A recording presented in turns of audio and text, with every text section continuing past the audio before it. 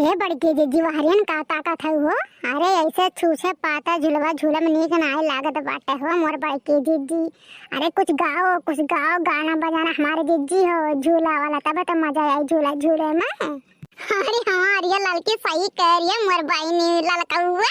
झूला झूले और गाना ना गावे तो जाने भगवान झूला बेकार है झूला पे। सही कहूं मोर बड़की जीजी। हाँ बड़की अम्मा हाँ गाओ कर लाता हुआ गाना जबरदस्त है। अरे हाँ कल्लू बेटा गायब कहना ही हो हम। ये बड़की जीजी दियन ना करा जल्दी गावा हो गाना। हट रे कलुआ तो बहुत पेनी मार भाई, अब हमें मारे दे झूले दे। अरे गा हमारे झिनको का अम्मा गा रही है गाना।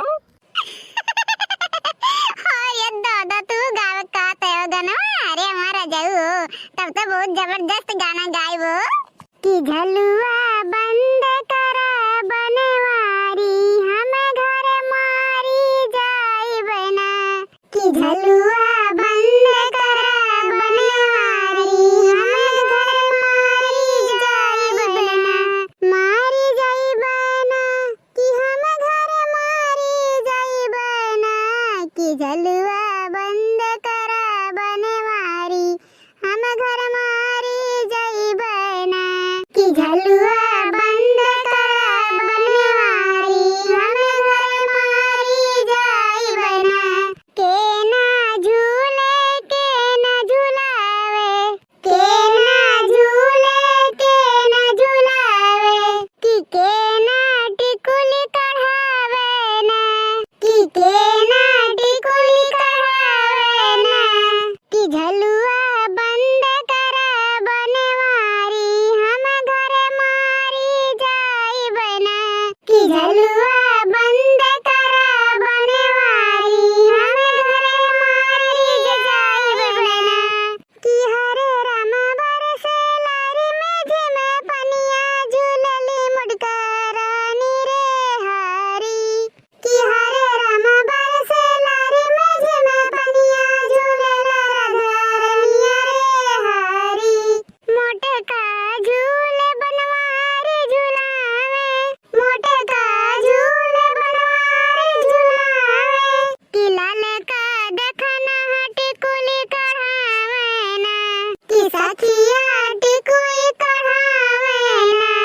कि झलुआ बंद करा बनवारी हमें घर मारी जाई बना। कि झलुआ बंद करा बनवारी हमें घर मारी जाई बना।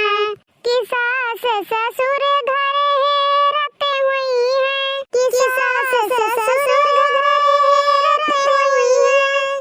कि कहाँ गई हमारे पतोहिए ना। कि कहाँ गई हमारे पतोहिए ना। कि झलुआ बंद करा बनवारी हमें घर मारी जाई बना। कि झलुआ बंद करा बनवारी हमें घर मारी जाई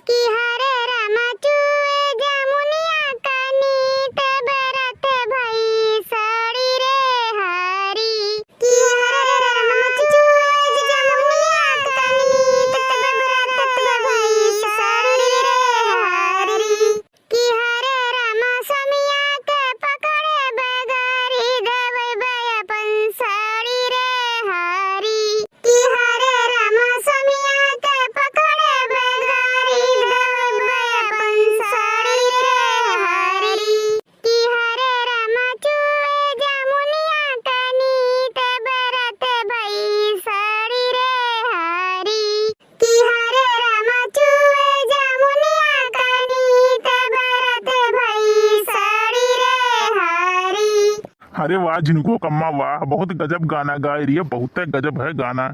और ये मोरा जिनको का बापा तो हमार तारीफ करता है हमारा सैया, हमार पेनी मारे वाला सैया जी।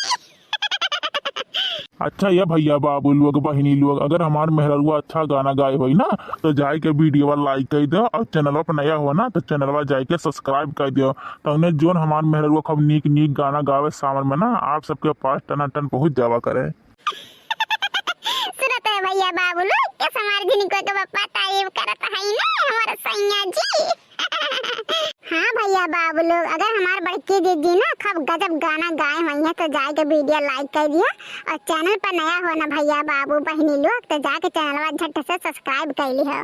भैया बाबू बहनी लोग, हम आप सबसे एक बात कहे चाहते, चाहे जूता फेंको चाहे सैंडल फेंको, बस चैनल सब्सक्राइब हो जाए चाहे बस, और हम कुछ नहीं चाहे कुछ तोड़ा फोड़ो हमसे नहीं मतलब है, बस चैनल को सब्सक्राइब हो जाए चाहे चाहे जैसे। अरे नहीं रे देखना ये भैया बाबू लोग ना एक बार कहे मान जाते जाके चैनल सब्सक्राइब कर लेते और वीडियो का लाइक कर देते, तबे तो भैया बाबू लोग हमारे इतना सपोर्ट करें, इतना आगे बढ़े ना। अब इन भैया बाबू लोग हमारा और सपोर्ट करिए कि 1 मिलियन तक जाइए हम। तो भैया बाबू लोग हमारे तरफ से आपको भी और आपके सारे परिवार को सावन की हार्दिक शुभकामनाएं। और हाँ भैया बाबू लोग हमारे तरफ से सावन की हार्दिक शुभकामनाएं पूरे परिवार को। अच्छा ये भैया बाबू बहनी लोग ना अब जाए दो, हमें जाए दो ना, हमरे ससुरा ससुरिया घर आराम जाने चाल ढाला तो यही रहता। और भैया बाबू बहनी लोग बिहान फिर मिलब नए वीडियो के साथ, तब तक के लिए टाटा बाय बाय।